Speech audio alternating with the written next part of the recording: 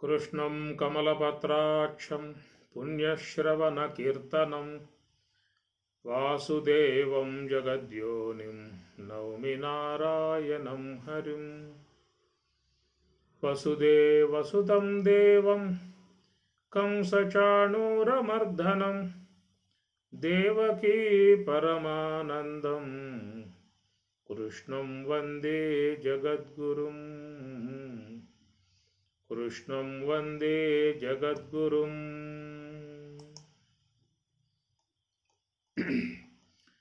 భగవద్గీత 2వ అధ్యాయము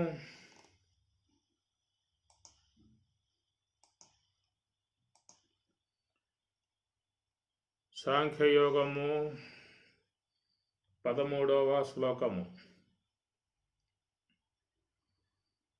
దేహినోస్మిన్ యథా దేహే కౌమారం యౌవనం జరా తథా దేహాంతర ప్రాప్తి ధీరస్తత్ర నముహ్యతి. దేహినః అస్మిన్ యథా దేహే కౌమారం యౌవనం జరా. గతంలో మనం ఈ అంశం మీద కౌమారం యవ్వనం జరా 3 దశలు స్థూల దేహానికి ఉన్నటువంటివి అని చెప్పి, సూక్ష్మ దేహ విషయములో జాగ్రత్త స్వప్న సుషుప్తులు అనబడేటువంటివి. ఈ 3 కూడా అందరికీ అనుభవంలో ఉన్న విషయం. స్థూల దేహ పరంగా వచ్చేటువంటి బాల్యము, యవ్వనము, వృద్ధాప్యము 3 మన అనుభవంలో ఉన్నాయి. సూక్ష్మదేహ పరంగా వచ్చేటువంటి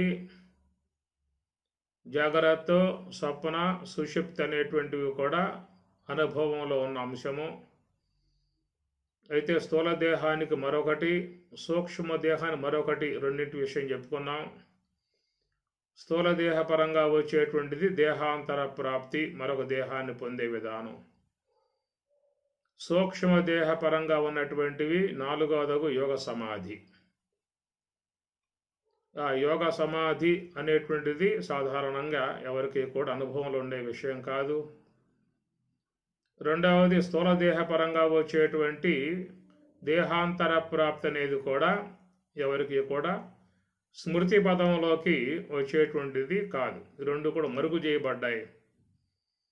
కాబట్టి స్థూల దేహ పరంగా పొందేటువంటి దేహాంతర ప్రాప్తి కానీ, సూక్ష్మ దేహ పరముగా పొందేటువంటి 4వ అవస్థ, 4వ స్థితి, 3 అవస్థలు అన్నాం, 4వ స్థితి యోగ సమాధి అని. మరి ఆ యోగ సమాధి అనేటువంటిది అది ప్రయత్నం మీద ఆధారపడి ఉన్నది. అది గురుముఖత తత్వశాస్త్ర అధ్యయనము చేసి వారి ద్వారా బ్రహ్మోపదేశాన్ని పొంది మరి నివృత్తి మార్గంలో ప్రయాణం చేయగలిగితే అది ప్రయత్నంలో భాగమై ఉన్నటువంటిది యోగ సమాధి అనేటువంటిది. మనకు ఏ ప్రయత్నం లేకుండానే ఈ 3 వస్తూ ఉన్నాయి. జాగ్రత్త, స్వప్న, సుషుప్తులు అనేటువంటివి. ఈ ప్రారబ్ధాధ్యయనములు పొందాల్సి ఉంటుంది. అయితే ఒక మోక్షం అనే విషయం తురీయం మాత్రం ప్రయత్నాధ్యయనము అని. కాబట్టి ఈ ప్రకారంగా 4వ అంశముగా మనం ఈ విషయాల మీద పోయిన క్లాసులో కొంచెం లోతైన భావాలుగా చెప్పుకోవడం జరిగింది. దీంట్లో చివరిగా ఉన్నటువంటి అంశము దేహాంతర ప్రాప్తి అనేటువంటిది. ధీర తత్ర నముహ్యతి.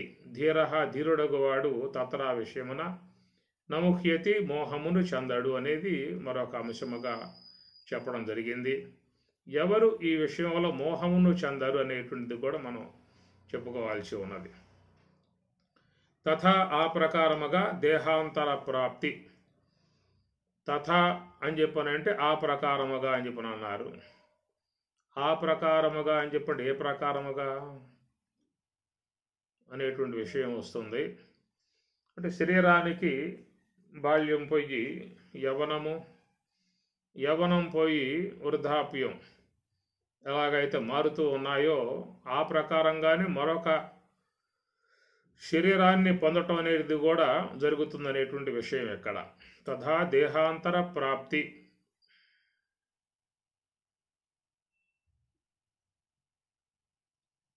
తథా దేహాంతర ప్రాప్తి. కాబట్టి దేహాంతర ప్రాప్తి, ఈ దేహం అనేటువంటిది మరొక దేహాన్ని పొందే విధానం. ఎట్లా అనేటువంటి చూసినట్లయితే, మన జాగ్రత్త అవస్థలో ఉన్నప్పుడు స్థూల దేహంతో సంబంధం పడ్డాం. నిద్రా సమయం రాగానే స్థూల దేహాన్ని వదిలి మనం సూక్ష్మ దేహంతో పూర్తిగా సంబంధం పడతాం. సుషుప్తి అవస్థ వచ్చినప్పుడు సూక్ష్మ దేహాన్ని కూడా వీడి కారణదేహంతో పూర్తిగా మమేకం అవుతూ ఉన్నాం.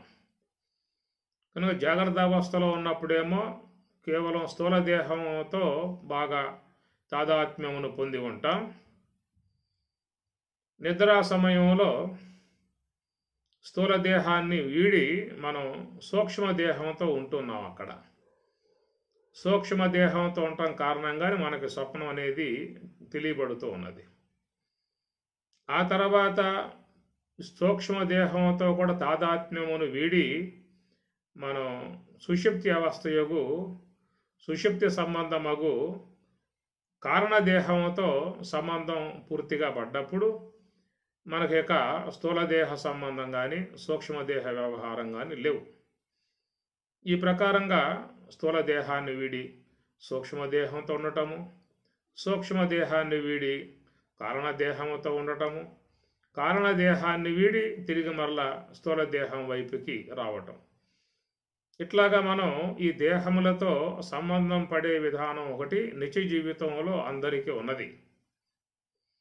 తదా ఆ ప్రకారముగా అనేటువంటి ఒక అంశముగా దేహాంతర ప్రాప్తి, ఈ దేహాన్ని వదిలి మరొక దేహముతో సంబంధం పడేటువంటి యొక్క విధానము అనేటువంటిది.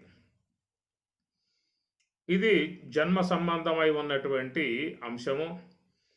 తదా దేహాంతర ప్రాప్తి, ఆ దేహం యొక్క మరొక దేహాన్ని పొందే విధానంగా ఎందుకు వస్తుందనే విషయం చూసినట్లయితే, మరి లోపల కర్మవాసనలు అనేటువంటి అన్నీ కూడా మనం సమకూర్చుకున్నాం కాబట్టి దాని కారణంగా మరొక దేహాన్ని మనం పొందాల్సినటువంటి ఆవశ్యకత ఏర్పడుతూ ఉన్నది.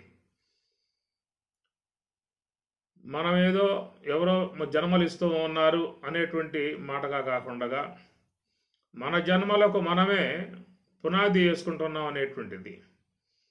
మనకు ఈ జన్మలలో చేసేటువంటి కర్మలు సూక్ష్మదేహం నిక్షిప్తమవుతాయి కాబట్టి వాటిని అనుసరించి మనకు మరొక దేహం ప్రాప్తించే విధానాన్ని మనమే ప్రణాళికా విధానముగా చేసుకుంటున్నటువంటి విధానం. దేహాంతరము అని చెప్పినటువంటి మాట,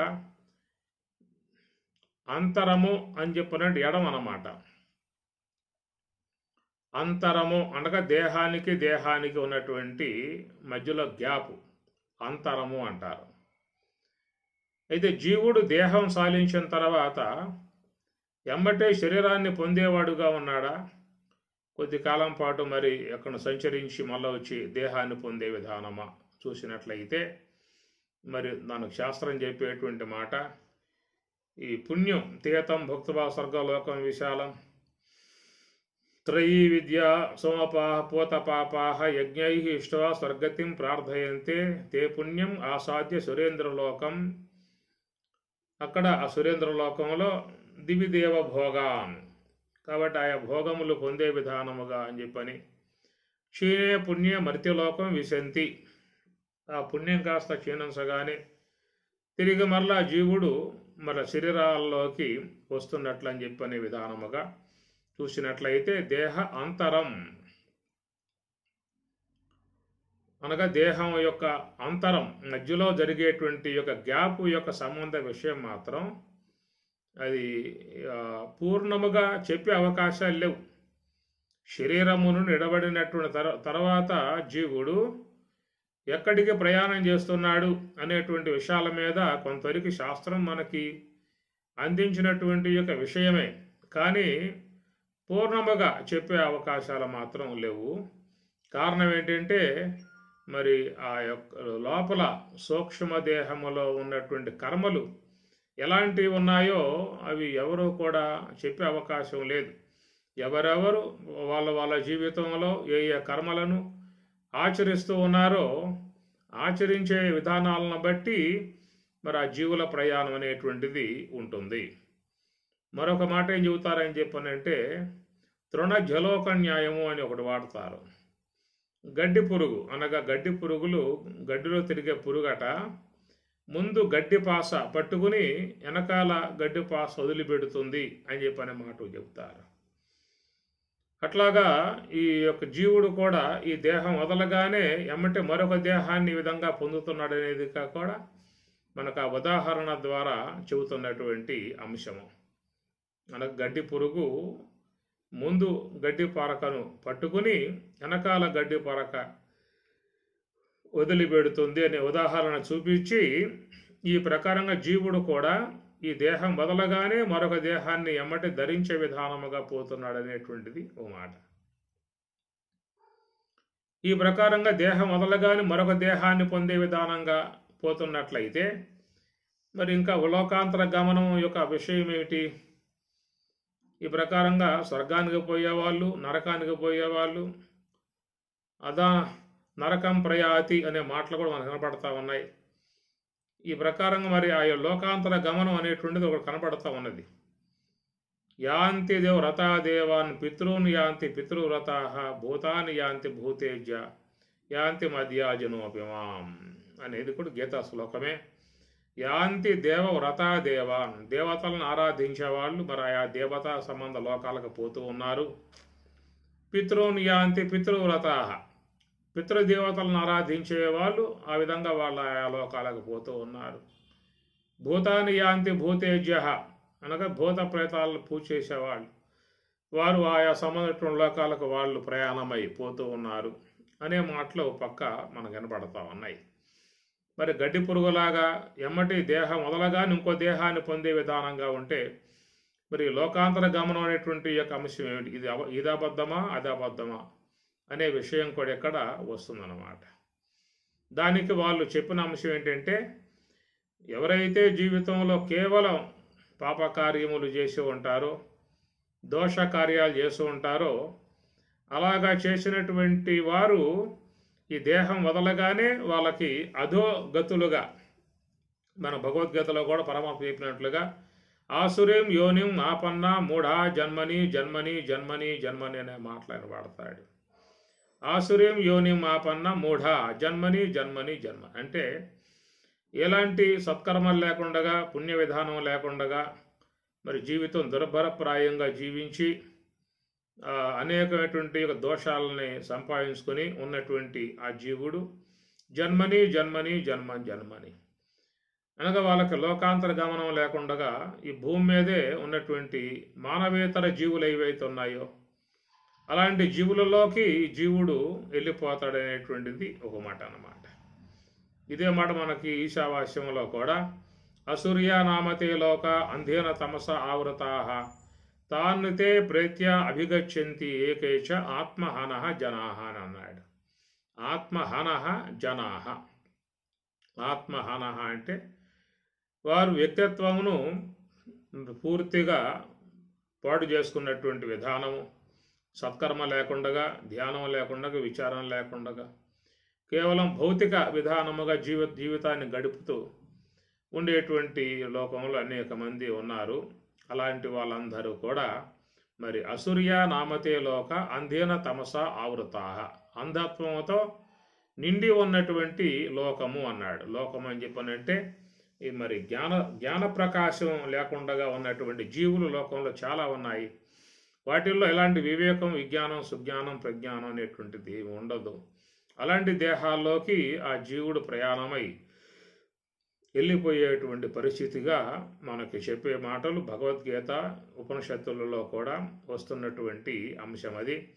అలాంటి వాళ్ళ విషయంలో ఇది చెప్పి ఉండవచ్చు. బహుశా గడ్డి పురుగే ప్రకారంగా ముందు పాసుబట్టి వెనకాల పాసు వదిలిపెడుతుందో అట్లా ఈ దేహం నుంచి వెలువడగానే ఎమ్మటి ఇతర జీవులు జ్ఞానహీనమై ఉన్నటువంటి జ్ఞాన ప్రకాశం లేకున్నటువంటి మూఢత్వంతో చేరి ఉన్నటువంటి శరీరాల్లోకే ఈ జీవుడు పోయే విధానము అని చెప్పని దాని పరమాత్మ 6వ అధ్యాయంలో కూడా ఎవరైతే తత్వశాస్త్రాధ్యయనం చేస్తూ ఉన్నారో పుణ్య మార్గంలో ప్రయాణం చేస్తూ ఉన్నారో యోగాన్ని శీలిస్తూ ఉన్నారో అలాగా చేసేటువంటి వారు దేహం సాలించినట్లయితే ఆ పుణ్య సంస్కారంతో తిరిగి మళ్ళా వాళ్ళు ఉత్తమ లోకాలకు పోయి చాలా కాలం అక్కడ ఉండి ఆ తర్వాత శుచివంతులై ఉన్న గృహాలలో వాళ్ళు జనిస్తూ ఉన్నారనే మాట కూడా స్వామి చెప్తూ ఉన్నాడు. అది సంస్కారవంతమై ఉన్నటువంటి జీవుల యొక్క విషయము. ఇది సంస్కారహీనమై ఉన్నటువంటి జీవుల విషయంగా మనం చెప్పుకోవాల్సి వస్తుంది. కాబట్టి ప్రకారముగా దేహానికి అంతరం అంటే ఎడం అన్నమాట. ఎంత ఎడము అనేటువంటి మాటకు కూడా సరైనటువంటి సమాధానం ఏమి లేదు.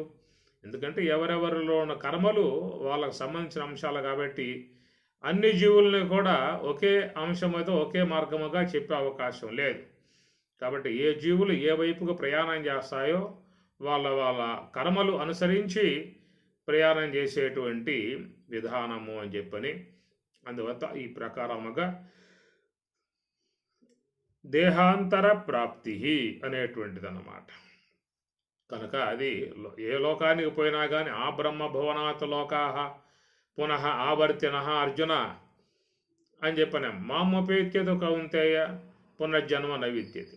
ఆ బ్రహ్మభువనాత్ లోకాత్ పునః ఆవర్తినః అనే మాట కూడా చెబుతుంది గీత.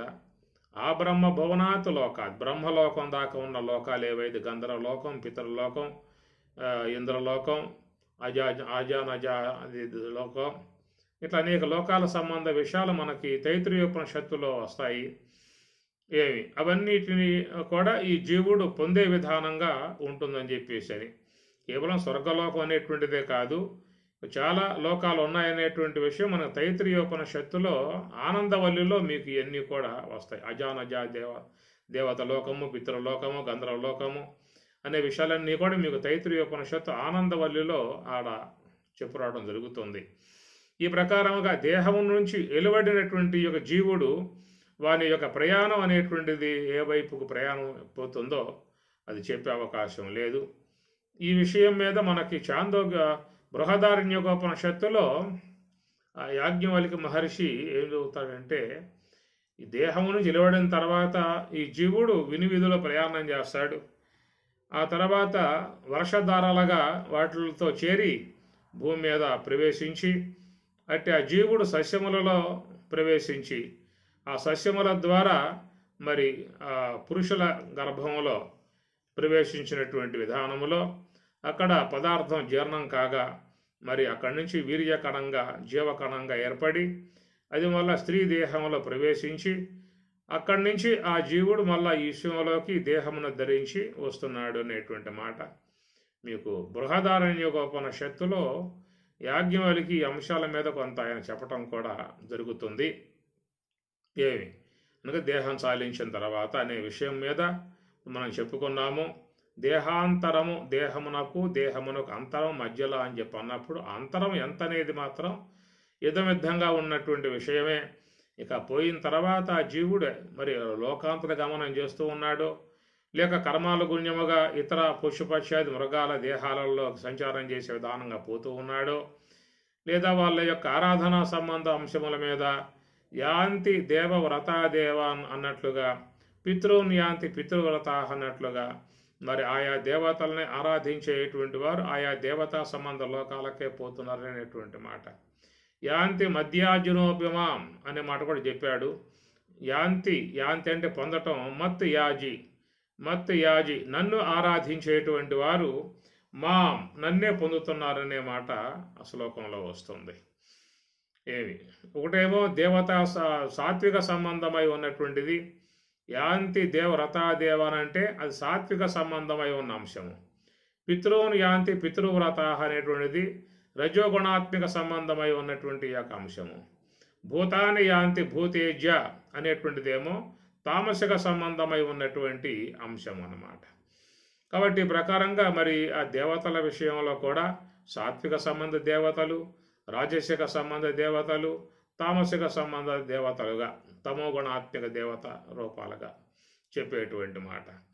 కనుక ఎవరిని ఆరాధించే వాళ్ళు వాళ్ళ ఇష్టానుగుణ్యముగా వాళ్ళు వాళ్ళని సేవించే విధానం లోకంలో ఉన్నది. అట్లా సేవించిన వాళ్ళు ఆ దేవతను ఆరాధించిన వారు ఆ దేవతా సంబంధ లోకాలకే పోతారని చెప్పని అంటూ చివరిలో 4వ అంశముగా చెప్పింది ఏంటంటే యాంతి మధ్యాజునోపిమా మత్ యాజి నన్ను ఆరాధించేవారు నన్నే పొందుతారు అనేటువంటి మాట వాడతాడు. మరి నువ్వెవరు? మత్ యాజి అంటే మరి మీరెవరు అని చెప్పిన మాట చూసినట్లయితే అది శుద్ధ బ్రహ్మమునకు చెంది ఉన్నటువంటి అంశము, లేదా సర్వవ్యాపకమై ఉన్నటువంటి ఈశ్వరునికి సంబంధించినటువంటి యొక్క అంశం అన్నమాట. కొంచెం గమనించినట్లయితే శ్లోకాలలో మనకు వచ్చే అర్థాలు యాంతి దేవ వ్రతాదేవ అంటే వాళ్ళందరూ కూడా ఆయా లోకాలలో ఉండేటువంటి యొక్క దేవతా స్వరూపాలుగా మనం భావించుకోవాల్సి ఉంటుంది. విష్ణులోకంలో విష్ణుదేవుడు, శివలోకంలో శివుడు, బ్రహ్మలోకంలో బ్రహ్మ, ఇంద్రలోకంలో ఇంద్రుడు, యమలోకంలో యమధర్మరాజు, ఈ విధముగా ఉండేటువంటివన్నీ కూడా ఆయా దేవతలకు ఆ లోకాలని చెప్పేసి అని ఇక్కడ మత్ యాజి నహ అపిమాం నన్ను ఆరాధించేటువంటి వారని చెప్పనే మాటగా చూసినట్లయితే ఇది సర్వవ్యాపకమై ఉన్నటువంటి యొక్క ఈశ్వరుడి యొక్క సంబంధించిన అంశం అన్నమాట. ఇది ఒక లోకం అని చెప్పనేటువంటిది కాదు. సమో సర్వేషు భూతేషు తిష్టంతం పరమేశ్వరం అన్నట్లుగా అంతటా వ్యాపకమై ఉన్నటువంటి యొక్క ఈశ్వర తత్వము, అది మాయ ఉపాధిగా ఉన్నటువంటి యొక్క ఈశ్వర తత్వము, సమస్త విశ్వానికి శాసకుడే ఉన్నటువంటి ఈశ్వర తత్వము, సమస్త దేవతల నియామకమై ఉన్నటువంటి ఈశ్వర తత్వముగా మనకు శాస్త్రం చెప్పే మాట. అట్టి ఆ ఈశ్వరుడు సర్వవ్యాపకమై ఉన్నటువంటి వాడు. మరి సర్వవ్యాపకమై ఉన్నటువంటి యొక్క ఈశ్వరుడు ఎక్కడున్నాడని చెప్పానంటే మనలో మహాకారణ స్థలములో ఉన్నాడు. మహాకారణము అంటే గ్రాణ స్థలం. అక్కడ మరి ఈశ్వరుణ్ణి ఆరాధించాల్సి ఉంటుంది. దీన్ని ఈశ్వరారాధన అని చెప్పని అంటారు. కాబట్టి దేహో దేవాలయ ప్రోక్త జీవో దేవ సనాతన. అందుచేత మరి ఇక్కడ ఈ దేహమే దేవాలయంగా ఉన్నటువంటి విధానం. అదే మనకు ఇతర దేవతలు వైకుంఠవాసుడు, కైలాసవాసుడు, అమ్మవారు ఈ చూసినట్లయితే వాళ్ళందరికీ కూడా లోకంలో ఆరాధనా సంబంధ విధానాలుగా యజ్ఞము ద్వారా ఆరాధించే విధానం ఉంటుంది, లేదా ఆలయాలలో ప్రతిష్ఠింపజేసుకుని అక్కడ ఆ మూర్తుల్ని ఆరాధించే విధానం ఉంటుంది. కనుక ఆయా లోకాలలో ఒక రూపములు కలిగి ఒక లక్షణాలు కలిగి ఉన్నటువంటి ఆ దేవతామూర్తుల్ని ఇటు యజ్ఞముల ద్వారా యజ్ఞ మంత్రాల ద్వారా ఆరాధించడం ఒకటి ఉంటుంది. ఆలయాలలో మరి తన యొక్క స్వగృహమునందు ఈశాన్య భాగములో కూడా ఆయా దేవతలను అష్టోత్తర సహస్రనామాలతో ఆరాధించే విధానం అనేటువంటిది ఉంటుంది.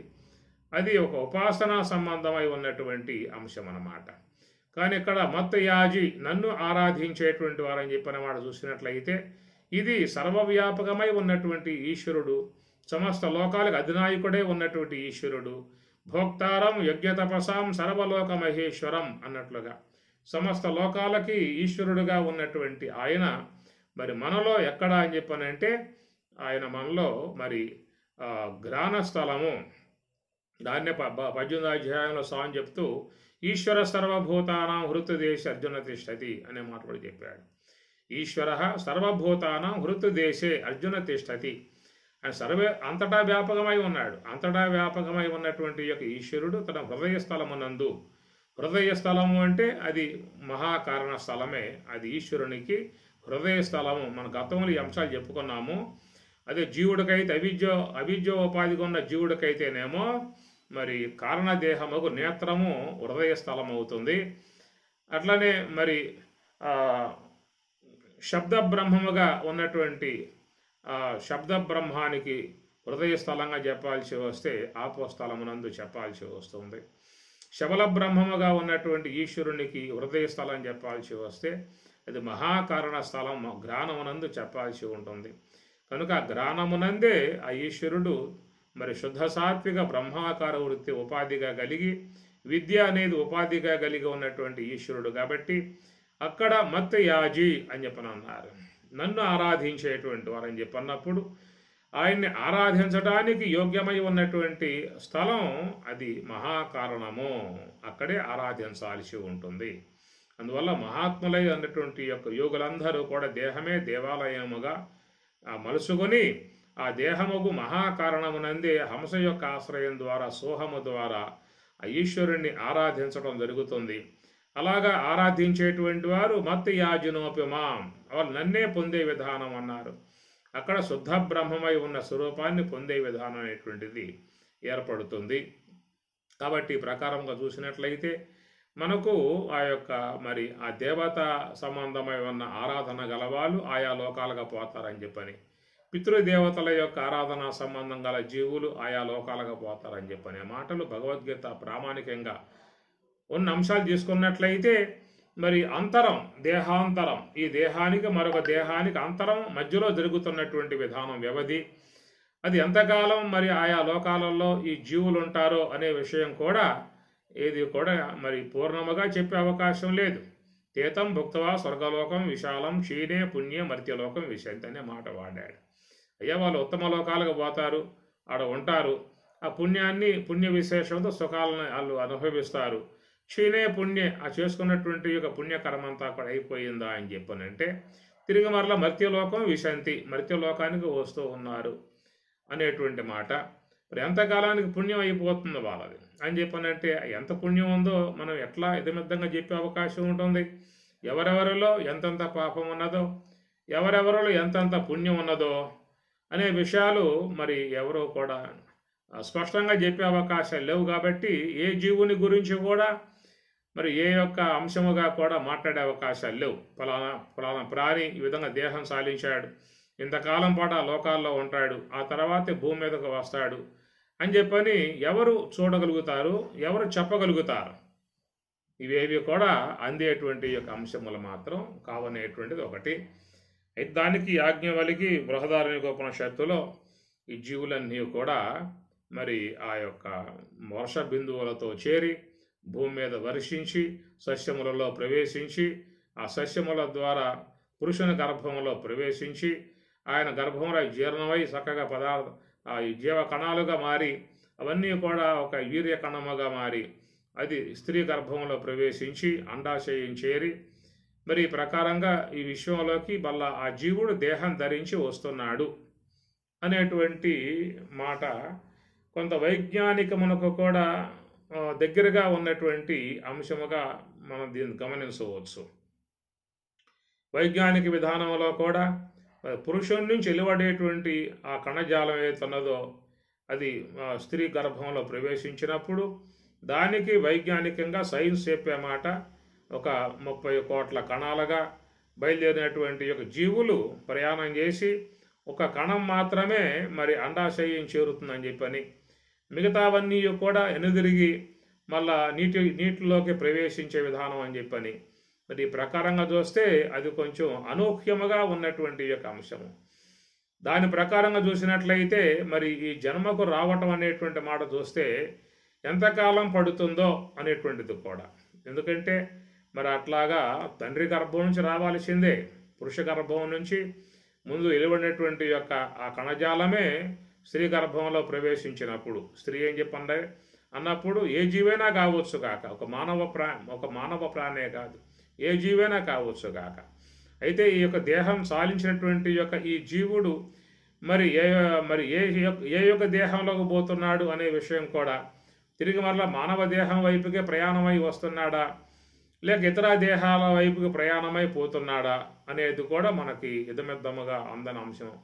ఏమి యోనిం అన్య ప్రపద్యంతే శరీరత్వాయ దేహినః స్థాణుం అన్య ప్రపద్యంతే అనే మాటలు మనకి కఠోపనిషత్తులో కూడా వస్తాయి. కాబట్టి యోని సంబంధముగా ప్రయాణం చేసే జీవులు, స్థాణువుల రూపకంగా ప్రయాణం చేసే జీవులు అని చెప్పని దానికి 4 రకాలుగా చెప్పుకొచ్చారు. అండజములు, శ్వేదజములు, ఉద్భిజములు, యోనిజములు అని చెప్పని అన్నారు. 4 రకాలుగా చెప్పుకొచ్చారు. అండజములు అని చెప్పనంటే అండం అంటే గ్రుడ్డు కాబట్టి ఆ గ్రుడ్డులో ముందు ప్రవేశించి అది పొదగబడి దాని నుంచి ఏర్పడేటువంటి జీవులు అండజములు అని చెప్పని, అవి పక్షి జాతికి చెందినటువంటి యొక్క అంశము. ఇతర దోమలు కూడా గుడ్లు పెడతాయి, ఇతర చాలా జీవులు అండజముల ద్వారానే వెలువడే విధానంగా మనం లోకంలో చూస్తూ ఉన్నాము. అవన్నీ కూడా అండజములు అనే మాట వాడారు. శ్వేదజములు, శ్వేద అంటే చెమట అన్నమాట. ఇక్కడ శ్వేద అన్నప్పుడు చెమటే కాదు, మాలిన్యముల నుంచి జీవులు కోటాను కోట్ల జీవులు ఉత్పన్నమవుతూ ఉన్నాయి.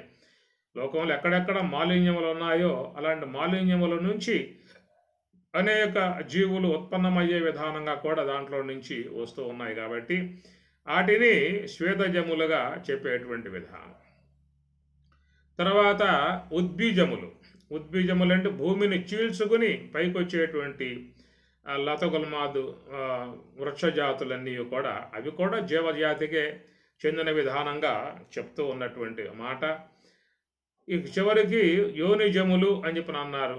కాబట్టి యోని నుంచి ఉత్పన్నమయ్యేటువంటి జీవులు అని చెప్పేసి అని ఈ ప్రకారంగా నానా రకాలై ఉన్నటువంటి యొక్క జీవ సముదాయం విశ్వంలో మరి దేహములు ధరించి ఈ విశ్వంలోకి వస్తున్నటువంటి యొక్క విధానము. ఒక ఆత్మజ్ఞాన విషయం కనుక పక్కన పెట్టినట్లయితే అన్ని జీవులు కూడా సమానమైన జ్ఞానమే కలిగి ఉంటాయి. అంతవరకే లోకములో వ్యవహార సంబంధ విధానముగా బతకటానికి యోగ్యమై ఉన్నటువంటి జ్ఞానాన్ని ఆ ప్రకృతి ద్వారానే ఈశ్వరుడి ద్వారానే అన్ని జీవులు కూడా పొంది లోకంలోకి వస్తూ ఉన్నాయి. చూడండి, గోవు జనించిందని చెప్పనంటే నేరుగా ఆ గోవు మరి ఆ యొక్క తల్లి వద్దకు వెళ్ళి ఆ పొదుగ్గాడ మూతి పెట్టి మరి పాలు సేవిస్తూ ఉన్నది. ఆడ పాలు ఉంటాయి, దాన్ని విధంగా తీసుకోవాలి, దాన్ని తాగి బతకాలి అనేటువంటి యొక్క మరి ట్రైనింగ్ లోకంలో ఎవరిచ్చారో వాటికి అవి స్వతసిద్ధంగా వచ్చినటువంటి యొక్క విధానం అన్నమాట. కాబట్టి ఆ జ్ఞానాన్ని ఎక్కడో మనం ట్రైనింగ్ చేసి పొందినటువంటి యొక్క విధానం కాదు. కొన్ని పక్షులు ఉన్నాయి చూడండి, అవి నివాసయోగ్యంగా ఉండటానికి ముక్కుతో ఎక్కడో కొన్ని తీగలు పట్టుకొచ్చి ఆ తీగలతో గడ్డి పరకలతో ఆ విధంగా చక్కగా అల్లుకునేటువంటి విధానంగా చేసుకుంటూ ఉన్నాయి. మరి ఆ విధంగా గూడు ఆ విధంగా మెత్తగా మంచిగా అనుకూలముగా ఉంటా నివాసయోగ్యముగా ఉండేట్లుగా చేసుకునేటువంటి యొక్క ఆ పని మరి వాటికి ఎవరు నేర్పారు అనేది చూసినట్లయితే ఈ పుట్టుకతోనే వాటికి అలాంటి యొక్క జ్ఞానం అనేటువంటిది బ్రతుకుకి సంబంధించినటువంటి జ్ఞానం, జీవనానికి సంబంధించినటువంటి జ్ఞానం. కాబట్టి ఎప్పటికప్పుడు అవగాహన కలిగి ప్రమాదాలు లేకుండా తన బతుకు కొనసాగించుకోవడానికి గల విధానములో అవన్నీ ఆహారాన్ని సమకూర్చుకోవటం కానీ, ఒక పక్షి తోడుగా ఉండటం కానీ, అన్నీ కలిసి పక్షులు ఆహార స్వీకరణ చేయటం కానీ, ఓ నివాసంగా ఏర్పాటు చేసుకోవటం కానీ, ఇలాంటి బతకడానికి సంబంధించేటువంటి యొక్క ఆ జ్ఞానం అనేటువంటిది మాత్రం అది సృష్టిలోనే జీవులకి వస్తున్నటువంటి విధానం. మనం ఈనాడు ఇంత క్లారిటీగా ఇంత బాగా శుద్ధంగా మాట్లాడుకునే వాళ్ళంగా వ్యవహార విధానాలుగా ఇంత టెక్నాలజీగా డెవలప్ అయ్యామని చెప్పనంటే మరి మానవుని యొక్క మెదడు, మానవుని యొక్క మేధస్సు ఆలోచన చేయటం ఆరంభం చేసింది. ఆలోచనల నుంచి అనేక కొత్త అంశాలను గుర్తించి పెంపొందింపజేసుకుని కొంత సౌకర్యవంతముగా జీవన విధానాన్ని మెరుగుపరుచుకున్నది మానవ ప్రాణి. ఇతర జీవులు అనేటువంటివి వాటిల్లో అంతగా ఆ యొక్క బ్రెయిన్ భాగం అనగా ఆలోచన భాగం అనేటువంటిది పరిమిత స్థాయిల్లోనే ఉండి కేవలం వాటికి తన యొక్క పరిధిలో బతకడానికి యోగ్యముగా ఉన్నటువంటి విధానమే అవన్నీ కూడా చేసుకుంటూ ఉన్నాయి. ఏదేమైనా కానీ అన్నీ కూడా జీవజాలములే, జీవకణజాలములే. కాబట్టి మనం ఈనాడు ఈ దేహరూపకంగా ఉన్నాము అని చెప్పానంటే ఈ దేహం వచ్చి 50 ఏళ్ళు అయ్యింది అనుకుందాం. 50 ఏళ్లకు పూర్వం, 100 ఏళ్లకు పూర్వం నువ్వు ఉన్నావు, ఎక్కడ ఉన్నావు అనే మాటకు కూడా అది ఇదమిద్దముగా ఉండేటువంటి అంశమే. పూర్ణంగా ఇది కూడా చెప్పే అవకాశం లేదు. అనేక శరీరాలని ధరిస్తూ వచ్చే విధానముగానే మరి ప్రాణి ఈ యొక్క మానవ దేహంలో ప్రవేశించడం జరిగింది. ఈ మానవ దేహం కాస్త రాలిపోయిందా అని చెప్పనంటే మరి ఆ తర్వాత మళ్ళా ఈ యొక్క జీవుడు ఏ ప్రాణి వైపుకు ప్రయాణం చేస్తాడో కూడా చెప్పే అవకాశం లేదు. యాజ్ఞవల్లికి చెప్పినట్లుగా బృహదారణ్యోపనిషత్తులో ఈ యొక్క జీవులు ఆయా వర్షములలో కలిసి వర్ష బిందువులుగా వర్షించి భూముల్లో చేరి సస్యములలో కలిసి ఆ సస్యముల నుంచి మరి ఆ యొక్క జీవుల గర్భంలో ప్రవేశించటము. మరి ఆ సస్యములు అంటే ఏ సస్యములు, ఎలాంటి సస్యములు, ఎలాంటి ధాన్యములు, ఎలాంటి పదార్థాల్లో ప్రవేశించటం కారణం.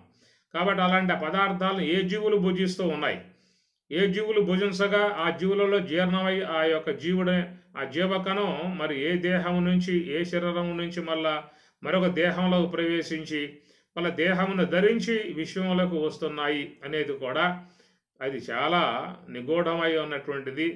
మనకి ఎలాంటి సమాచారం అందనటువంటి యొక్క విధానాలు. కాబట్టి ఈ ప్రకారంగా చూసినట్లయితే మరి ఈ శరీరమును ధరించినటువంటి యొక్క మనం ఇక మళ్ళా ఈ దేహం గనక సాధించిన తర్వాత ఎక్కడొస్తామో, ఎక్కడి నుంచి వస్తామో, ఎక్కడి నుంచి వస్తామో, ఏ దేహం నుంచి వస్తామో, ఏ రూపకంగా వస్తామో, ఎంత కాలానికి వస్తామో, ఈ కలియుగాంతానికన్నా వస్తామా, కృతయుగం వరకు ఉంటాం, కృతయుగంలో వస్తామా, ఏ యుగాల్లో మళ్ళా ఈ దేహం ధరించే విధానం ఉంటుంది అనేటువంటి యొక్క విషయం మీద ఎవరు కూడా, ఏ శాస్త్రం కూడా పూర్ణముగా చెప్పినటువంటి విధానం కాదు. అన్నీ కూడా ఇదిమిద్దముగా చెప్పుకొస్తున్నటువంటి యొక్క అంశాలే. ఒకసారి ఈ దేహం నుంచి వెలువడి విశ్వంలోకి పోయిన తర్వాత అక్కడి నుంచి ఆ జీవుడు ఏ వైపు ప్రయాణం చేస్తాడు అనేటువంటి విషయం కూడా ఏమీ కూడా తేలే అవకాశాలు లేవు. అయితే ఒక మాట చెబుతూ ఉన్నారు, అయ్యా మంచిగా జీవించండి, ఏదైనా పుణ్యం సంపాదించుకోండి, ఏదైనా జ్ఞానం సంపాదించుకోండి, అది మిమ్మల్ని రక్షించే విధానంగా ఉంటుంది అనేటువంటి ఒక శుభవార్తగా చెప్పేటువంటి యొక్క మాట తప్ప మిగతా విధానాలుగా ఏమి కూడా పలుకుతున్న విధానాలు కావు. ఏమి కంటిరే మనవారు ఘనులు గృహస్థులై విఫలులై గైకొన్న విర్రితనము భద్రార్థులై ఉండి పాయరు సంసార పద్ధతి ఊరక కట్టుబడిరి కలయోనులెందెల్ల గర్భాద్యవస్థల పురుషుండు దేహియై పుట్టుచుండు తన్నిరుంగడు కర్మతంత్రుడై కడపట ముట్టడు భవశతములకునైన దీన శుభము లేదు దివ్య కీర్తియు లేదు జగతి పుట్టి పుట్టి సచ్చి సచ్చి జగతి పుట్టి పుట్టి సచ్చి సచ్చి జగతి పుట్టి పుట్టి సచ్చి సచ్చి పుట్టి పుట్టి సచ్చి సచ్చి అనేది భాగవతకారుడు వాడేటువంటి మాట. ఎంతకాలము గదా ఈ దేహధారణము చింతాపరంపరల చిక్కువడవలసే వడిగొన్న మోహంబు వలల తగులై కదా కడలేని గర్భనరకములీదవలసే నడిమి సుఖముల చేత ననుపుసేయగ కదా తొడరి హేయపు దిడ్డి దూరాడవలసే ఎంతకాలము గదా ఈ దేహధారణము చింతాపరంపరల చిక్కుబడవలసే. ఇది ఎంతకాలము గదా ఈ దేహధారణము అనే మాట అన్నమాచార్యుల వారు చెప్తున్న మాట. కలయోనులందల్ల గర్భాద్యవస్థలు పురుషుండు దేహి అయి పుట్టుచుండు అంటాడు. కలయోనులు అంటే నానా రకాలై ఉన్నటువంటి ఆ యోనులలో జనించే విధానముగా శ్వేతజములుగాన, అండజములుగాన, ఉద్భీజములుగాన, యోనిజములుగాన ఎటుపోతాడో అనేటువంటి విషయం మాత్రం అక్కడ ఉన్నది. మనకున్నటువంటి మోహం ఏంటంటే దేహం సాధించగానే ఎమ్మటేదో స్వర్గలోకానికో నరకలోకానికో పోయి అక్కడ పుణ్యమో పాపాలు అనుభవించేసి తిరిగి మళ్ళీ ఎమ్మటే ఈ భూమి మీదకు వచ్చి మానవ దేహం ధరించి మళ్ళా ఒక మానవుడిగా పుడుతూ ఉన్నాడు అనేటువంటి కొన్ని సమాచార సంబంధ ఊహలే మనలో చాలా వరకు చేరి ఉన్నాయి. అందరూ కూడా ఈ జన్మకు లేదులేండి, రాబోయే జన్మలో మనం చూసుకుంటాను అనే మాటలు కూడా మనం వాడుతున్నటువంటి విధానం. అదేదో మనకి చుట్టమైనట్లుగా, మన చేతుల్లో అది ఉన్నట్లుగా, మన నియామకంలో ఉన్నట్లుగా, మన ఆజ్ఞకు లోబడి ఉన్నట్లుగా, మనం అనుకున్న ప్రకారంగా అయ్యేట్లుగా మనం ఏదో ఊహలు చేసుకుంటూ ఉన్నాం. కానీ వెనకాల ఉన్నటువంటి యొక్క సృష్టి చక్రం మాత్రం అది చాలా మనసుకు అందనటువంటి, ఊహకు అందనటువంటి ఏదో వెనకాల జరుగుతున్నటువంటి విధానం.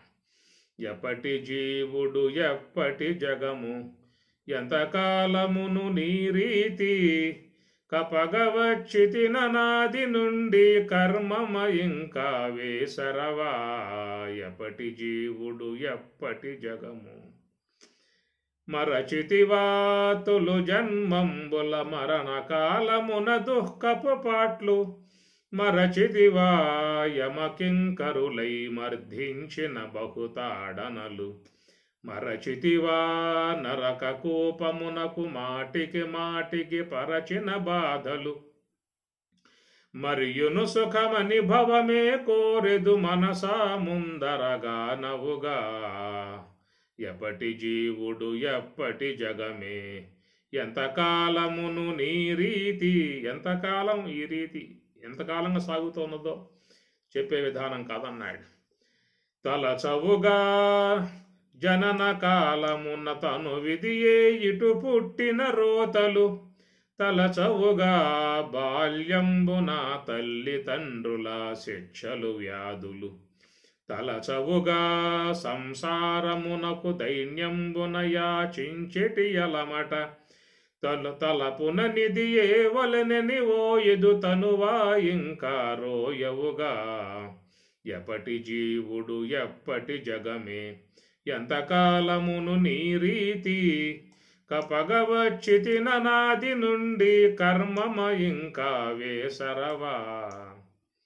కంటివిగా మలమూత్రాదులు కడుగగదీరని దిన దిన గండము.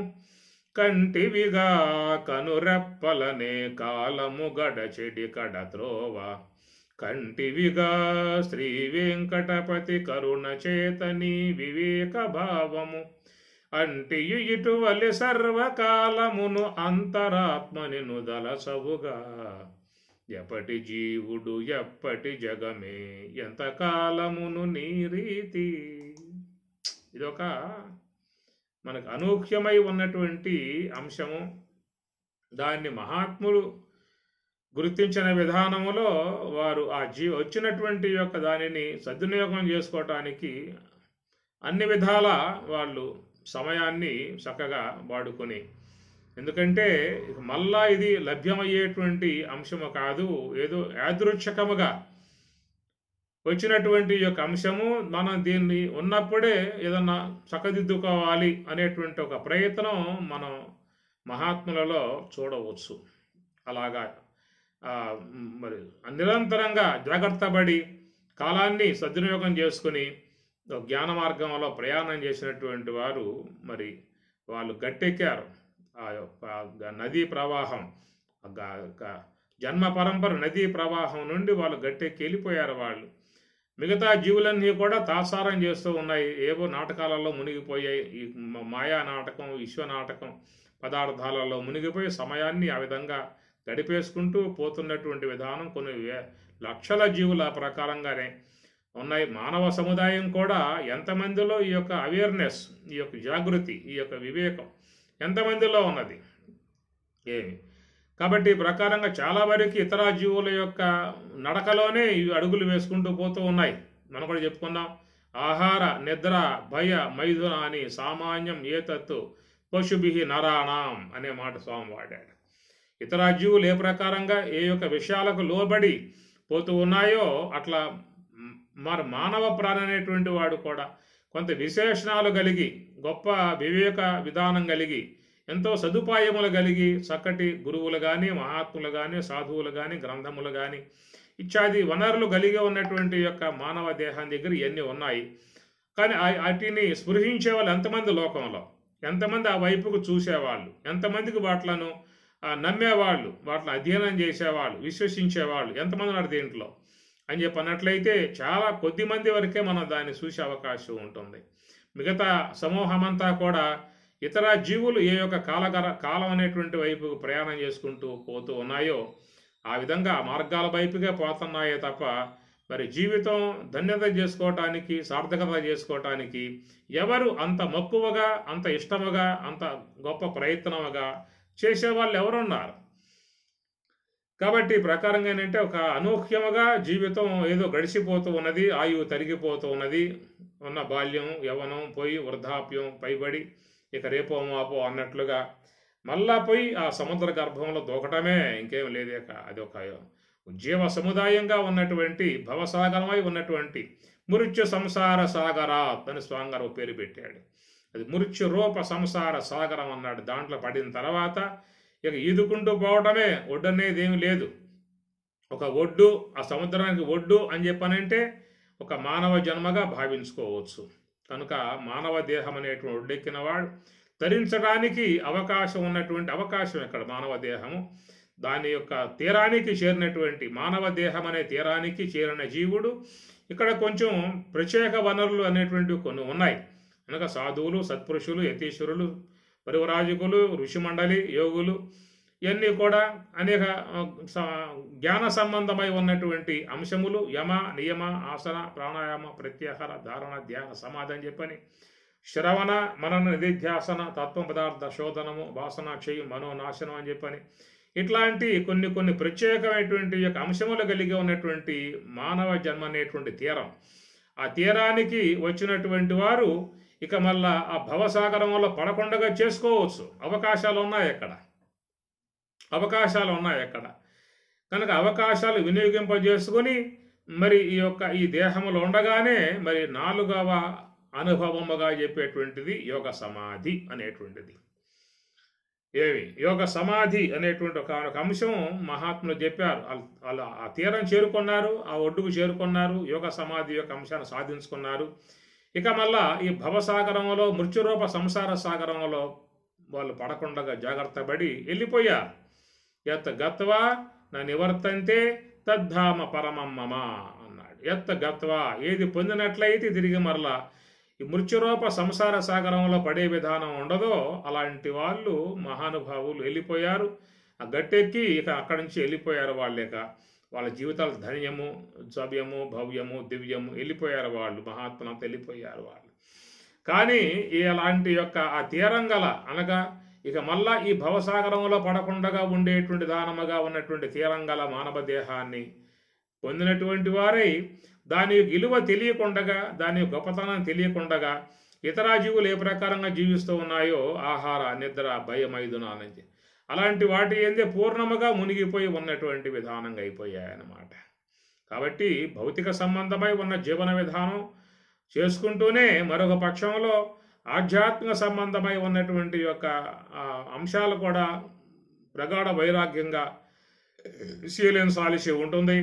కాబట్టి ప్రకారముగా వచ్చిన దాన్ని సద్వినియోగం చేసుకున్న విధానం అయినట్లయితే ఇక వాళ్ళు గట్టెక్కినట్లే. దానికి ఒకటే మార్గం. దాన్ని యోగ సమాధి అని పేరు పెట్టారు.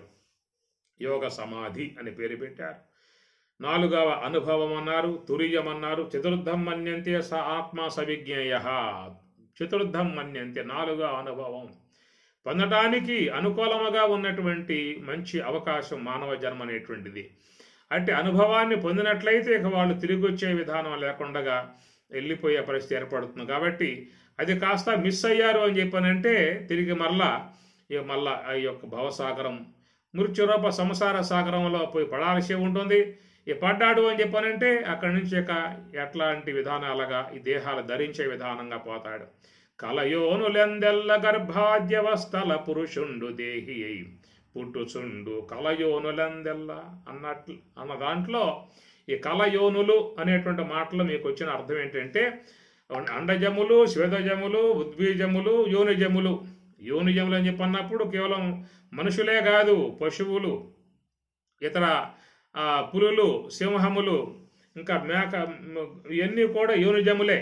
ఒక మానవ ప్రాణిగా చెప్పే అవకాశం కాదు. యోనిజములు చెప్పన్నప్పుడు పశువులు, అట్లనే జింకలు, లేళ్ళు, గొర్రెలు, మేకలు ఇవన్నీ కూడా యోనిజములే. కలయోనులెందెల్ల గర్భాద్యవస్థల అనేటువంటి మాట వస్తుంది అన్నమాట. అయితే గతంలో మనకు విషయం చెప్పుకున్నాము.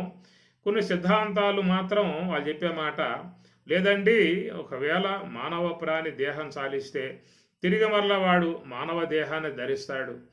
ఇతర జీవులు దేహం సాలిస్తే ఏ జీవులు ఏ దేహాన్ని వదిలిపెడతాయో తిరిగి మరలా ఆ జీవులు ఆ దేహమే ధరిస్తాయి తప్ప ఈ దేహం నుంచి పోయిన జీవి మళ్ళీ ఇంకొక దేహం ధరించే విధానం అంటూ ఏం ఉండదు అనేటువంటి మాట కూడా కొన్ని సిద్ధాంతాలు మన కొత్తగా చెప్తున్నటువంటి అంశం అన్నమాట. దాని ఉదాహరణగా వాళ్ళు ఏం చెబుతారని చెప్పానంటే చూడండి, లోకంలో ఉన్నటువంటి నియమం ఎట్లా ఉందని చెప్పానంటే ఒక యాప గింజ పెడితే యాప మొక్కే వస్తుంది, మామిడి గింజ పెడితే మామిడి మొక్కే వస్తుంది, చింత గింజ పెడితే చింత చెట్టే వస్తుంది. కాబట్టి ప్రకారంగా ఈ నియమం విషయంలో ఉన్నది. నువ్వు ఏ గింజ పెడతావో ఆ గింజ సంబంధ వృక్షమే వస్తుంది తప్ప యాప గింజ పెడితే మామిడి మొక్క వస్తుందా, చింత గింజ పెడితే మరి వేరే చెట్టు వస్తుందా అనేటువంటి ఒక అంశానికి చెప్పుకొస్తూ వాళ్ళు ఏ గింజకు ఏ మొక్క అయితే వస్తుందో అట్లా ఏ యొక్క ప్రాణి దేహం సాలిస్తే తిరిగి మరలా ఆ ప్రాణికి అదే దేహం వస్తుంది తప్ప ఇంకొక దేహం వచ్చే విధానం కాదు. పశువు తన యొక్క దేహం పోతే మళ్ళీ పశువే అయి పుడుతుంది. అట్లనే లేడి తన దేహం పోతే మళ్ళా దానికి లేడి దేహమే వస్తుంది అన్నటువంటి యొక్క అంశాన్ని చెప్పేటువంటి సిద్ధాంతాలు కూడా లోకంలో ఉన్నాయన్నమాట. ఒకవేళ ఇలాంటిదే విశ్వంలో ఉందని చెప్పనే మాటగా చెప్తే మాత్రం చాలామంది ఈ విషయంలో సంతోషపడే విధానమే ఉంటుంది. అవురా, మంచి మాట చెప్పారు కదా, మాకంతా భయానకం అయిపోయింది, ఈ శరీరం పోయిన తర్వాత మరి యోనిజములు అని చెప్పి అంటూ ఉన్నారు, అండజములు అని చెప్పి అంటూ ఉన్నారు, శివదజములు, ఉద్బీజములు ఏవేవో చెప్పుకొస్తూ ఉన్నారు. అలాంటి యొక్క సమూహంలో పడ్డామని చెప్పనంటే ఇక మాకు ఎప్పుడుకి ఈ యొక్క మానవ దేహంలోకి రావటం ఎప్పుడు వస్తుందో కూడా చెప్పే అవకాశం లేదు. యుగాంతానికి వస్తామా, కృతయుగానికి వస్తామా, త్రేతాయుగంలో వస్తామా, మళ్ళీ కలియుగానికి ఏమన్నా వస్తామో తెలియదు విషయము.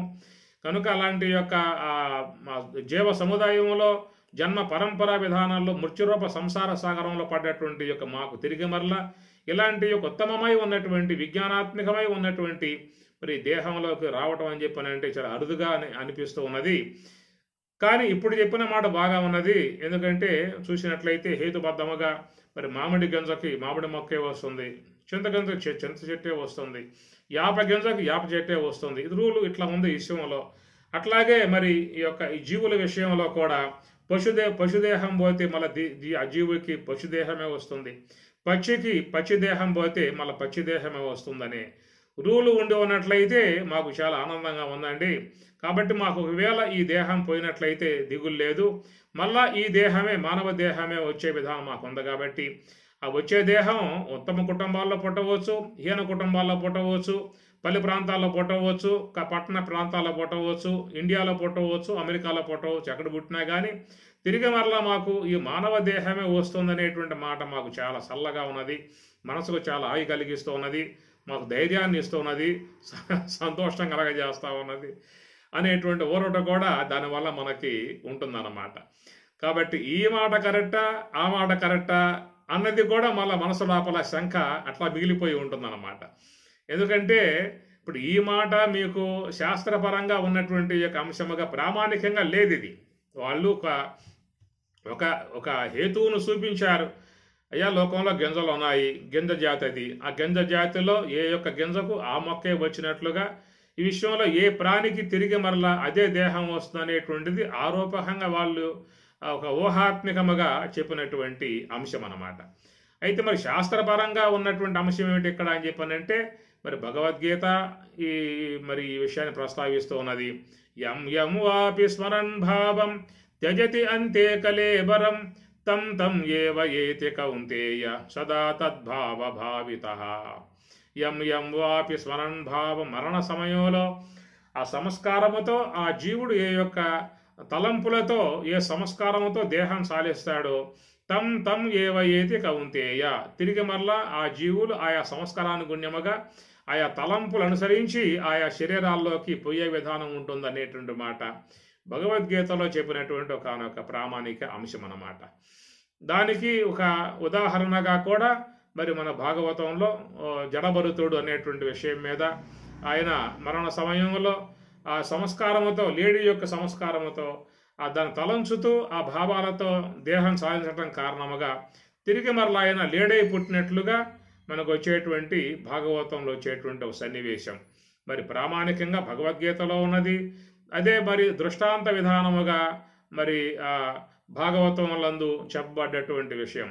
మరి ఇది ఈ శాస్త్ర ప్రామాణికముగా ఉన్నటువంటి ఈ మాట కరెక్టా, లేదా ఆ గింజ యొక్క మార్గం చూపించి చింత చెట్టు, మామిడి గింజకు మామిడి చెట్టు, యాప గింజకు యాప చెట్టు అనే విధానంగా అది కరెక్టా, ఇది కరెక్ట్ అనే విషయం మీద చాలా వరకు మనం సందిగ్ధంలో పడేటువంటి పరిస్థితి.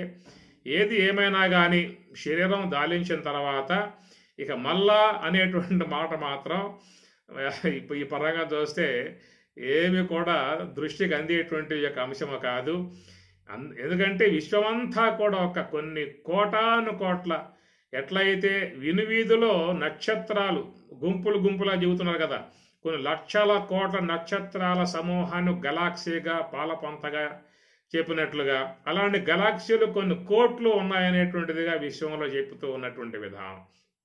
అట్లాగా ఈ ప్రాణి సముదాయం కూడా, జీవకణాలు కూడా, జీవ సముదాయం కూడా పుంఖానుపుంఖములుగా ఒకనొక పెద్ద వెల్లివెత్తినటువంటి ఒక సమూహ విధానంగా ఉన్నటువంటిది.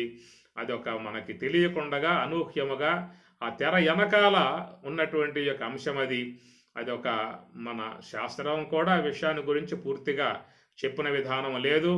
ఇవన్నీ కొంతవరకు ఊహా సంబంధ భావాలుగానే మనకు విషయాలు అందించినటువంటి విధానం. కానీ కాబట్టి జీవ సముదాయం చూస్తే మాత్రం అనంత కోటి జీవ సముదాయంగా మనకి తెలియబడుతున్నటువంటి విధానం.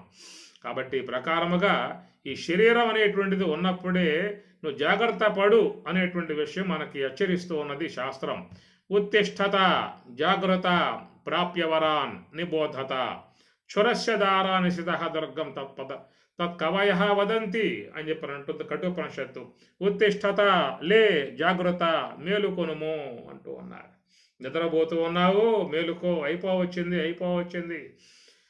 ఏమి అయిపోయిందంటే మళ్ళీ ఒక సమూహంలో పడిపోయే విధానం ఏర్పడుతుంది. యాజ్ఞవల్కి చెప్పినట్లుగా బృహదారణ్యోపనిషత్తులో మరి ఆయన చెప్పినట్లుగా ఈ ప్రాణులన్నీ కూడా, జీవకణాలన్నీ కూడా ఆ యొక్క వర్షపు మేఘాలు చేరి ఆ మేఘాల నుంచి వర్షపు ధారలుగా వచ్చి ఈ భూమి మీద పడి మరి అవన్నీ కూడా సస్యముల్లోకి పోయి ఆ సస్యములలో ఉన్నటువంటి జీవ పదార్థాన్ని ఏ యొక్క జీవి భుజిస్తుందో ఆ జీవి గర్భంలో ప్రవేశించి ఆ జీవి గర్భం నుంచి మరొక గర్భంలో ప్రవేశించి దేహమును అక్కడ నిర్మాణం చేసుకొని విశ్వంలోకి వచ్చేటువంటి విధానం. మనకి ఈ మాట మరి ప్రసురోపనిషత్తులో కూడా వచ్చింది. అక్కడ ప్రజాకామో వై ప్రజాపతి ఆయన ఆయన తపస్సును చేసి మిథునం ఉత్పాదయతే. మిథునం అంటే మైథునం, స్త్రీ పురుషుల యొక్క సంయోగాన్ని మిథునం ఉత్పాదయతే. అలాగా ఉత్పత్తి చేసినటువంటి వాడై రయించ ప్రాణంచ అని చెప్పి అన్నాడు. అనగా పదార్థము ప్రాణము, రయించ అంటే పదార్థము, ప్రాణంచ అంటే ప్రాణము. కనుక ఈ రెండు కూడా ఆయన గారు నిర్మాణాత్మకముగా చేసి జీవకోటి ఉత్పత్తి అయ్యేట్లుగా ప్రజాకామవై జీవులు ఉత్పన్నమయ్యే విధానముగా సంకల్పం చేసినట్లుగా మనకి ప్రశ్నోపనిషత్తులో వచ్చేటువంటి అంశము. కాబట్టి రయించ ప్రాణంచ అనే మాటలు ఏంటంటే, రయించ అంటే పదార్థము, ఈ పదార్థం అనేటువంటిది స్త్రీ గర్భంలో ఉన్నటువంటి యొక్క శోణితము. ప్రాణంచ అంటేది జీవకణము, వీర్య రూపము ఉన్నటువంటి పురుషుల్లో ఉన్నటువంటి వీర్యకణం, అది ప్రాణంచ అని చెప్పని. రయించ ప్రాణంచ ఈ రెండు కూడా చేరటానికి ఉన్నటువంటి యొక్క అంశమే మైథునం ఉత్పాదయతే. మిథునత్వమును ఉత్పాదయతే ఏర్పాటు చేయగా మరి ఆ యొక్క పదార్థమును ఆ ప్రాణం చేరినప్పుడు జీవం పోసుకుని 9 మాసాలు అక్కడ గర్భంలో ఉండి తన యొక్క రూపమును కల్పన చేసుకుని విశ్వంలోకి వచ్చే విధానం అని చెప్పని. అంటే ఆ పదార్థం అనేది ఎట్లా ఏర్పడుతుంది అనేటువంటి మాటకి యాజ్ఞవల్కి యొక్క మాటలు మరి వర్షధారలాగా భూమి మీద పడి సస్యముల్లోకి పోయి ఆ సస్యముల నుంచి గర్భంలో ప్రవేశించి ఆ గర్భంలో జీవకణంగా మారి ఆ జీవకణం స్త్రీ గర్భంలో ప్రవేశించి అక్కడ అండాశయం చేరి అక్కడ 9 మాసాలు ఉండి వచ్చే విధానము అని చెప్పని. ఇదేదో పెద్ద ప్రాసంగ లోపల వెనకాల ఏదో ఉంది. చాలా వరకు మనకి అందనటువంటి యొక్క భావన. ఏతత్తు విషయం ఏంటంటే జాగ్రత్త, ఉత్తిష్టత, జాగ్రత్త, మేలుకోండి, అనుక్షణం ఇక్కడి నుంచి అయినా కొంచెం జాగ్రత్త పడండి, ఉన్న సమయాన్ని వినియోగింపజేసుకోండి. ఏదన్నా మహాత్ములు చెప్పినటువంటి యొక్క ధ్యాన మార్గంలో ప్రయాణం చేసి తరించడానికి గల ప్రయత్నం చేసుకోవడం తప్ప మరొక మార్గం అనేటువంటిది లేదు అనేటువంటిది. మేలుకొను మా మూఢ జీవా ఎన్ని జన్మములాయనో గద, నీ స్వరూపము మరుగుపరసు అవిద్యయని ఎడి నిద్ర నుండి, జ్ఞాన సూర్యోదయములో అజ్ఞాన తిమిరము విరిసిపోవును, దైవతత్వము బోధపరతును పావనత్వము సంధిలంగా, స్థూల సూక్ష్మాకారణంబులు ఎరుకయునులయమైన తదుపరి ఉండు నిర్మల స్థితిని బ్రహ్మంబనియు తెలియని నిదుర నుండి మేలుకొనుమా అని మహానుభావుడు ఆ మేలుకొలుపేద పాడుతూ ఉన్నాడు. ఏదేమైనా కానీ వెనకాల ఉన్నటువంటి అంశం మాత్రం చాలా క్లిష్టంగా ఉన్నది. అది శాస్త్రం అధ్యయనం చేసిన విధానములో అటు వేదాంత శాస్త్రం కానీ వైజ్ఞానిక శాస్త్రం కానీ రెండూ కూడా తీసుకోవాల్సి ఉంటుంది. కాబట్టి ఈ ప్రకారముగా ఉన్నటువంటి విధానములో ఏదో మనకు ఒక అదృష్టం కలిసి వచ్చి పుణ్యం పండి ఈ విధంగా వచ్చినటువంటి యొక్క అంశం ఇది. కాబట్టి దాన్ని మనం ఏదైనా విజ్ఞానాత్మకముగా గుర్తించి ధన్యత చేసుకోవాల్సి ఉంటున్నటువంటి విషయం కనుక ఇక్కడ తదా దేహాంతర ప్రాప్తి అనేటువంటి విషయం. దేహ అంతరం, అంతరం అంటే మధ్యలో ఉన్నటువంటి గ్యాప్ అన్నమాట. అంతరం అంటే గ్యాప్, రెండింటికి మధ్యలో చేరి ఉన్నటువంటి ఆ గ్యాప్. అయితే ఆ గ్యాప్ అనే దానికి ఎంత గ్యాపు, ఎమ్మటే వస్తున్నాడా ఆలస్యంగా వస్తూ ఉన్నాడా అనేటువంటి విషయాల మీద పూర్ణంగా చెప్పే అవకాశం లేదు. గ్యాప్ మాత్రం ఉందా అన్నాడు. దేహ అంతరం, ఆ దేహానికి ఈ దేహానికి మధ్యలో అంతరం అనేది ఉందనేటువంటి విషయం. అంతరం ఎంతవరకు ఉన్నది, యుగాంతం వరకు ఉన్నదా, 2 యుగాల వరకు ఉన్నదా, ఎమ్మటే ఉన్నదా అనేటువంటి విషయాల మీద ఉన్నటువంటి యొక్క ఇది మనం గమనించాల్సిన అంశము. కాబట్టి ఈ ప్రకారముగా యదా దేహే అస్మిన్ దేహే, ఈ దేహమునందు కౌమారం యవనం జరా అనేటువంటి 3 అంశాలు మనకి ప్రత్యక్షంగా కానవస్తున్నటువంటి విధానమే. కానీ తదా ఆ ప్రకారముగా అని అంటూ దేహాంతర ప్రాప్తి అని చెప్పని అన్నాడు. తదా ఆ ప్రకారం అని చెప్పనే మాటకు అర్థం ఏంటని చెప్పానంటే, మనం ఈ యొక్క మన జీవన విధానములో స్థూల దేహాన్ని వీడి మరి జాగ్రత్త అవస్థలో స్థూల దేహంతో ఉన్నాం. స్వప్నావస్థ రాగానే స్థూల దేహాన్ని వీడి మరి సూక్ష్మ దేహంతో ఉంటూ ఉన్నాం. సుషుప్తి అవస్థ రాగానే సూక్ష్మ దేహాన్ని వీడి కారణదేహంతో ఉంటూ ఉన్నాం. మళ్ళీ జాగ్రత్త అవస్థ రాగానే కారణదేహాన్ని వీడి మళ్ళా స్థూల దేహంతో సంబంధం పడుతూ ఉన్నాం. మళ్ళీ స్వప్నావస్థ రాగానే మళ్ళీ స్థూల దేహాన్ని వీడి సూక్ష్మదేహంతో సంబంధం పడుతూ ఉన్నాం. మళ్ళీ సుషుప్తి అవస్థ రాగానే సూక్ష్మదేహ సంబంధం వీడి కారణదేహం సంబంధం పడుతూ ఉన్నాం. తదా ఆ ప్రకారముగా దేహాంతర ప్రాప్తి, ఈ దేహం వదిలి ఇంకో దేహం ధరించటం అనేటువంటి మాట. అయితే మధ్యలో ఉన్నటువంటి అంతరం అనే దానికి మాత్రం పూర్ణముగా ఏమీ కూడా చెప్పే అవకాశాలు లేవు. నువ్వు ఎమ్మటే వస్తావో యుగాంతాల పర్యంతం వరకు అనేక దేహాలు ధరించి వస్తావో, ఏ ఏ దేహాల్లోకి పోయి పడతావో, ఎక్కడెక్కడ తిరుగుతావో ఏమిటనే విషయం మాత్రం ఎదమెద్దముగా దానికి ఎలాంటి సమాధానంగా మనకి ఉన్నటువంటి విషయం మాత్రం కాదు. ఉన్న సమయాన్ని గుర్తించుకుని సద్వినియోగం చేసుకుని ఏదన్నా జీవితాన్ని చక్కగా మంచిగా జీవించి ఏమి జ్ఞానపరముగా ఆ జీవితాన్ని శీలించి మనం ముందుకు పోయే విధానమే చేసుకోవాల్సి ఉంటుంది. కనుక చాలా వరకు మన జీవితాలు వచ్చాయే కానీ దానికి సరైనటువంటి యొక్క కోణములో పూర్ణముగా ఆస్వాదించిన విధానము లేదు. ఇటు భౌతికముగాను పూర్ణముగా ఆస్వాదించిన విధానం లేదు, అటు పారమార్థికముగాను పూర్ణముగా ఆస్వాదించిన విధానం లేదు.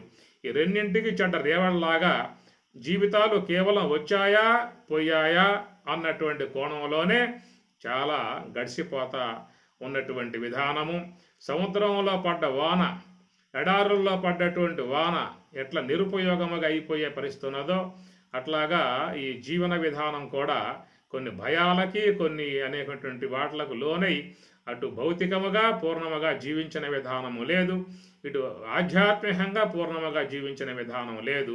ఏదో మొత్తానికి వచ్చింది పోయింది అన్నటువంటి విధానం అనేది గడిచిపోతా ఉన్నది. కాబట్టి ఈ ప్రకారంగా దేహాంతర ప్రాప్తి అనేటువంటి విషయము. అయితే ఈ దేహాంతర ప్రాప్తి అనే మాట చెప్పిన తర్వాత ధీరః తత్ర నముహ్యతి, ఈ విషయంలో ధీరుడై ఉన్నటువంటి వాడు మోహానికి గురికాడు అనే మాట వాడుతూ ఉన్నాడు. అయితే ఏ విషయంలో ధీరుడై ఉండుట, మరి మోహానికి గురి కావడం అనేటువంటి విషయాన్ని కూడా కొంత మనం చర్చించుకోవాల్సి ఉన్నది. అది రేపటి రోజున చూద్దాం. ఓం సహనా భవతు సహనౌ భునక్తు సహ వీర్యం కరవావహై తేజస్వినావధీతమస్తు మా విద్విషావహై. ఓం శాంతి శాంతి శాంతి. హరి ఓం తత్సతు. శ్రీ గురుభ్యో నమః. హరి ఓం.